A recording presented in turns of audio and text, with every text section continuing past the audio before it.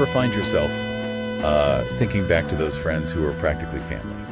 You know, the ones, years of inside jokes, those awkward phases we'd rather forget, maybe one too many late-night heart-to-hearts. Oh, absolutely. Those friends become a part of who you are? Exactly. And get ready to dive into Happy Place, a story all about those enduring bonds of friendship, that bittersweet magic of tradition, and those moments when, well, life throws you a curveball, as it tends to do.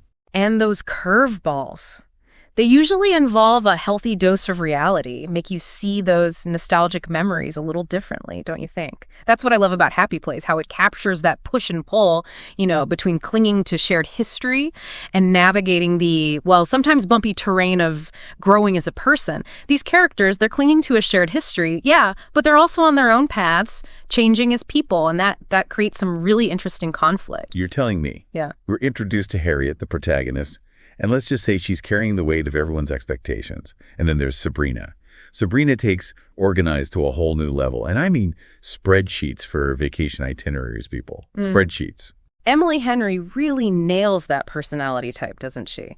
That friend, the one who's almost too put together, and you can't help but wonder what's going on beneath that meticulously crafted exterior. Right. You got to love them for it, but it definitely makes you wonder how that dynamic plays out, especially in a friend group.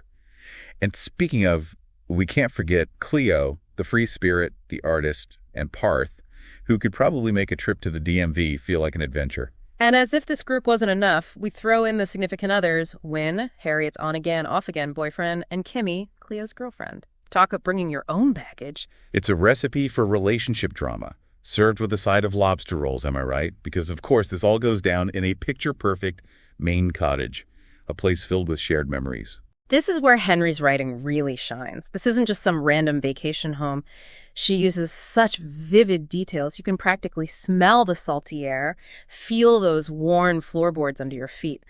The cottage, it's like a character in itself, embodying all those years they've spent together. And like any good story, we soon find out this is not just a relaxing getaway. Why is this trip their last? What's lurking beneath the surface of everyone's carefully constructed summer facade? What does this place actually mean to each of them? Those are the questions that really kept me hooked, but what I found particularly fascinating was how Henry delves into Harriet and Wynn's relationship. Talk about complicated. They're dealing with a breakup, years of unspoken feelings, and the pressure of pretending everything's fine in front of their friends. Oh, to be a fly on the wall during those awkward, we're totally over each other, glances over breakfast, right? But it's not just Harriet and Wynn dealing with tension, Remember those growing pains friendships go through, especially as we get older and start questioning our paths, what's important to us. Yeah, this friend group, they're facing those head on. And what's interesting is that the setting, this idyllic cottage that's supposed to evoke carefree nostalgia, actually amplifies those growing pains. It's like they're stuck in a time capsule that doesn't reflect who they are anymore, who they're becoming. Which brings us to one of the most telling scenes in this first part, the infamous, meticulously planned, disastrous boat trip. Help me unpack this one, because on the surface it seems like, it's a vacation gone wrong, but I think there's more to it, don't you? What's really going on beneath Sabrina's need for a picture-perfect day on the water? What I find so fascinating about this scene is that Henry uses something that seems lighthearted, this event, to reveal those little cracks in their friendship. Sabrina's meticulous planning, which is usually kind of endearing, becomes almost comical.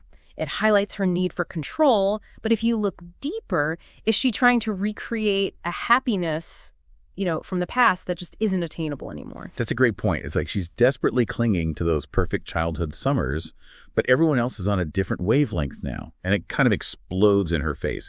And Cleo, always the perceptive one, she calls Sabrina out for being controlling, for dismissing everyone else's needs. And that confrontation on the boat, it becomes this pivotal moment in their friendship. Raw, honest, and it forces them to confront the fact that their comfortable, familiar dynamic, well, it might need a serious reality check. That confrontation on the boat really sets the stage for the rest of the trip, doesn't it? Like the calm before the storm, and you know how things can get with a group of friends. A little bit of tension, maybe a few too many glasses of wine under the stars. And let's not forget that underlying romantic tension, practically crackling in the air. Harriet and Wynn playing that dangerous we're just friends game, but that chemistry. Undeniable, those stolen glances, lingering touches. You could cut the tension with a knife. Speaking of cutting tension, remember that poker game? Oh, yeah. Things escalate pretty quickly there. That poker game, it's like a masterclass in passive aggression, those little barbs. It's almost painful to read, but also so relatable, right? We've all been there when everyone's pretending everything's fine, but underneath, that resentment's simmering. And then, bam. The truth about Harriet and Wynn's breakup comes out, like someone threw a grenade into the room. What's so interesting is how Henry uses this small thing, a card game, to blow up that fragile peace they've built. Suddenly, all those unspoken resentments, fears about their friendship, it all comes spilling out. And Sabrina, bless her organized heart, she totally loses it. Unloads years of frustration on Cleo and Harriet, accusing them of taking her for granted, of not putting in the effort. It's brutal, but you also kind of want to high-five her for finally saying what everyone's thinking. It's that classic case of the quiet one finally snapping.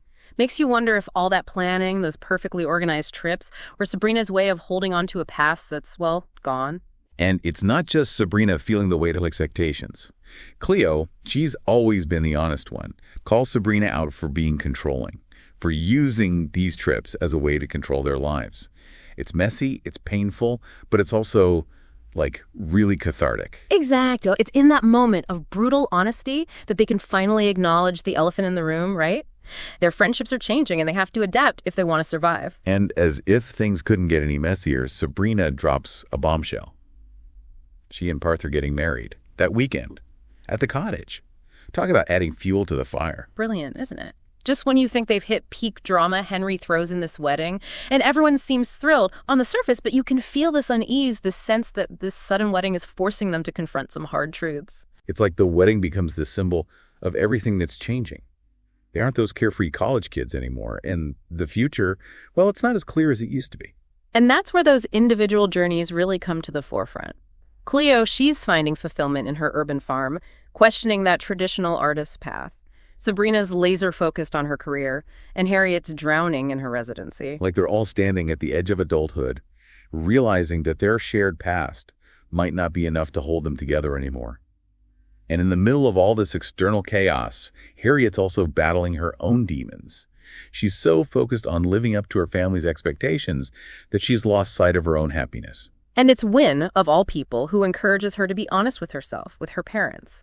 Reminds her that she has the power to choose her own path, even if it means disappointing the people she loves. Powerful message, right? That sometimes the most loving thing you can do for yourself and for others is to be true to who you are, even if it ruffles some feathers. Or, in this case, maybe capsizes the boat entirely. Speaking of rocking the boat, remember that eventful Twister game? Emily Henry sure knows how to turn up the heat, both literally and figuratively. Oh yeah, the wine cellar. Enough said. But beyond the obvious, I found myself wondering, what does this release of passion tell us about them? What are they really looking for in each other? That's such a good question. Because on the surface, it seems like, lust, tequila.